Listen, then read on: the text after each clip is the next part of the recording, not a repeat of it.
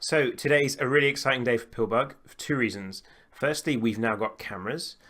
So there's one that I'm using right now, and here's another one that is going to be Dave's camera, but he hasn't got it yet. So we've got Logitech C920.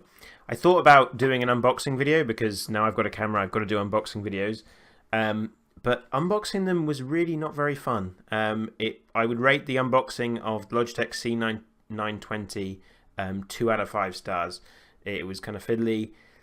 Anyway, and the second thing that's exciting about today is that I have finished Cycle 28. I finished all the coding. If you don't know, me and Dave both do Pillbug part-time, so we're both lecturers. I'm a lecturer at Swansea University.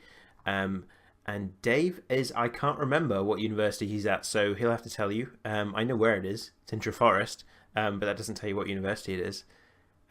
Yeah, so we're doing this kind of part-time, which is quite hard. So I took a day off. I took a day's annual leave, booked it a few weeks ago, just to make sure I had the game finished. So I've got kind of mixed feelings, which is why I wanted to do a video today.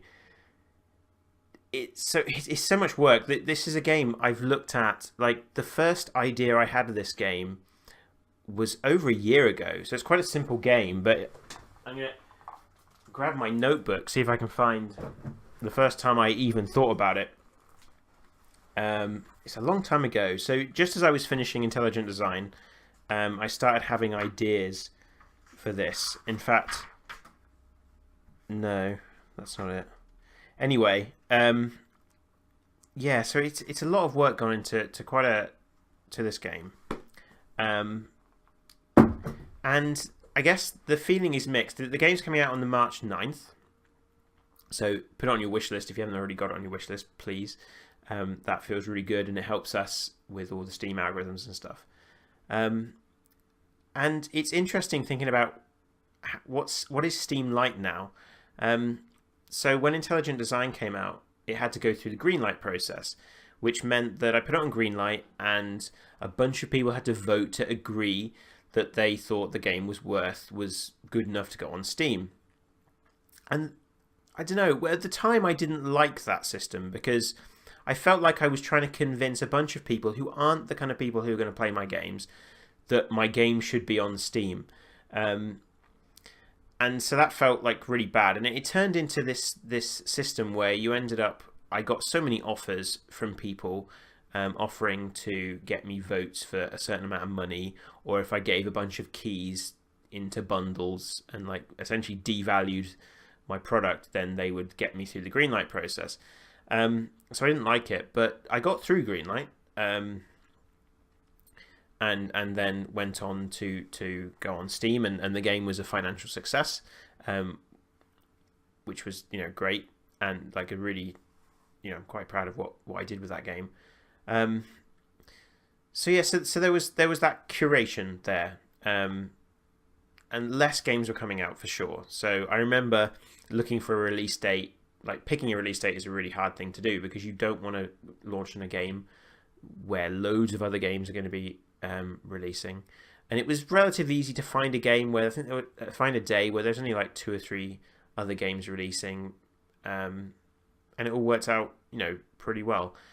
Now with Steam Direct, anyone with 100 quid can just put a game on Steam, and kind of my initial thought when that system was announced was that it was a good thing because of the experience I had with Greenlight of convincing a bunch of people who aren't necessarily going to buy your game that it's worth going on. But what it means is that there are a lot more games coming out on Steam, like a crazy amount. If you haven't looked, go on to I think Metacritic was the site I went on that has a list. You can look for every platform and see what games are coming out in the next few weeks. It's pretty scary the first time you look at that, especially when you're looking at it to think, right, when will I release my game? I mean, it's just like an unbelievable amount of games coming out. So we ended up actually looking at the Xbox and like PlayStation and Nintendo launch, like what's coming out on those platforms on those days, because I figure they're the big games that people are going to be talking about and that will suck away attention from something small like ours. So we went with March 9th, so fingers crossed that'll be okay. So yeah, the feeling is weird because so the game is made, and I'm really proud of the game, and I really think it's good, and it's better than the last game I made, and there's some amazing, like, really talented people who've worked on it. Um, there is a really interesting narrative component to the game, which I didn't have at all in Intelligent Design, really. Like, well, there was some stuff I wrote myself, but um, it was, I wrote it myself.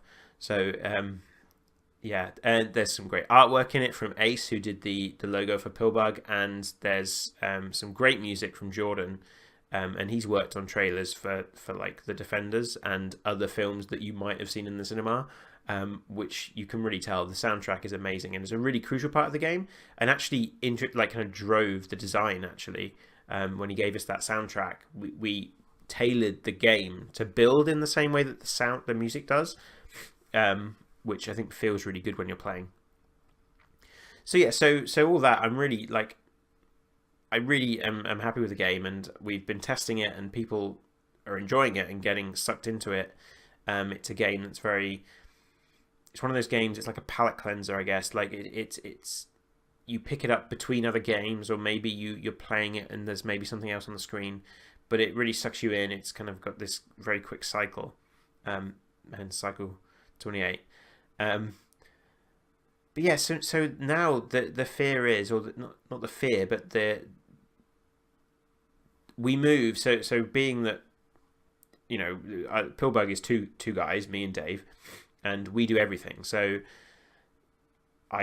my developer hat kind of can come off for a bit, and now the marketing hat needs to come on. And the question is, how do you get people to notice you exist? And that's really hard. And you see a lot of people post about how this idea of the indie apocalypse, and how it's impossible to be successful now, and it's really hard, and it's not fair. But I don't know. I mean, it is hard, but it should be. I mean, it's much easier to make games now than it ever was before, and so it's much easier to get on a platform like Steam now. So it is going to be difficult, and in a lot of ways, the most important thing now is to shout about your game as much as possible. And for us, what our strategy is essentially content, is that we are going to just try and post stuff. And it's not much difference to like a YouTuber or a streamer starting now, when there's so many people out there. How do you set yourself apart? And I wonder if people think too much about how to set themselves apart and less about just doing something regularly. So I think that's a lot of advice that streamers get, and even like authors. If you think of like books and how self-publishing with books is so much easier now, and the people who are successful are people who are making lots of books, and building that following, and just being consistent. And it's more of the producing good work, kind of frequently. But yeah, so we're going to try and just make stuff outside of the game. I think that's a mistake a lot of people make, or newer developers, is they'll make their game and they'll chuck it onto Steam, like, and maybe make the Steam store page maybe a month before they launch or something, and don't give it time to kind of like mature or like build some kind of following. So hence we bought these cameras. That's step number 2. Probably. We're doing our weekly videos. So we do a weekly video, which I was sick last week for, and I'm still kind of a bit sick. We do our weekly videos, which of us playing the game. Which what we're doing there actually is modelling how we want people to play the game. So it's a high score game, and so if we're kind of trying to go up against each other, that's what we want people to do with our game. And almost immediately, actually, one of our beta testers posted a video doing exactly that. So that seems to be working. So we're trying a few Facebook ads actually at the moment. So we're spending like just £10 a day on a different ad to see what we can get from there, and then we might decide to spend a bit more on launch. We've got the game actually came in under budget, so we've got some money left over for marketing. It's not much. It's a tiny amount, and there's some really interesting discussions over whether it's worth spending money on marketing if you're not spending tens of thousands of dollars, because you're always competing against people who are. So will that actually make a difference? I'm not sure. So like the numbers we're driving to Steam at the moment with the ads are quite small. But it's hard. All these things are really hard to measure and to figure out. Like, how important is it that, say, someone is... So I can measure with Facebook. There's an ad goes on Facebook. I can measure the hit. Like, I can measure if someone clicks on it, or at least Facebook does. There's a whole, like, there's a whole kind of, like, rabbit hole to go under whether or not Facebook is reporting that accurately to you or not. So Facebook tells me, say, all right, this £10 got you 40 clicks. So 40 people clicked on, went to the Steam store page. Now, for the past few days, not many of those people converted to actually putting the game on their wish list. But what if, like, something like 1,000 people have seen the ad? Now that's 1,000 people who've seen our logo. So when the game pops up on Steam on March 9th, do they recognize it, and does that make a difference? I don't know, and I don't know how to measure that. So it's really hard. Like all these kind of these things to think about. It's really difficult, and I suppose you just got to experiment. But the interesting thing is that you can experiment. So like the last game, all the lessons I learned from the last game, that was in a different time. So that was when Steam Direct wasn't a thing. So how many of those lessons are still valid today? I don't know. And so I can try and like, so we look at other games like ours, we see how well they're doing, what they did to us, can we learn lessons from them? If they were very successful, why? If they weren't very successful, why is that? Again, it's hard, but and you wonder how, and there's a weird thing of how much does it actually matter how good the game is, and how much does it matter how much you market it? And I think there's a combination of both. But yeah. So the other thing, the decision we're currently trying to think or decide is when we start emailing keys to like streamers and press. Do we want there to be lots of videos before the game is out, or do we want the videos to appear after the game is out? So if you see a video about a game and it's not out yet, how likely are you to buy that or not? Who knows? And is it better to have the videos come out when there's a store page there to click on it? So at the moment you can pre-order the game on itch and you get access to the beta, but actually maybe people don't want to do that. I mean, I don't like. Is that the same? Does that mean we can just like go full on marketing and assume people will just pre-order it? Or are we going to go after that impulse buy? And I think actually for us, the game is it's a simple, like fun game, and so I think it's an impulse buy game. So the closest thing I can think of maybe is Devil Daggers. So Devil Daggers was like £1 or £2, £1 or £2. It's a very simple game. It's a Quake-like game, and it's a high score, like survival. The scoreboard is how long you survive. And I remember seeing that on Giant Bomb and like immediately going and buying it. And maybe I've played it once or twice, but every so often I'll pick it up and I'll play it, and it's a really nice zone out game. So I have played it more than once or twice. I remember buying it and not playing it for a while. But yeah, so that's probably where we fit. And so maybe for us, it's better to wait until after the game's actually launched on Steam. And then there's the whole thing about how do you contact press and stuff in the first place, and would press be interested in our game at all, and does it matter?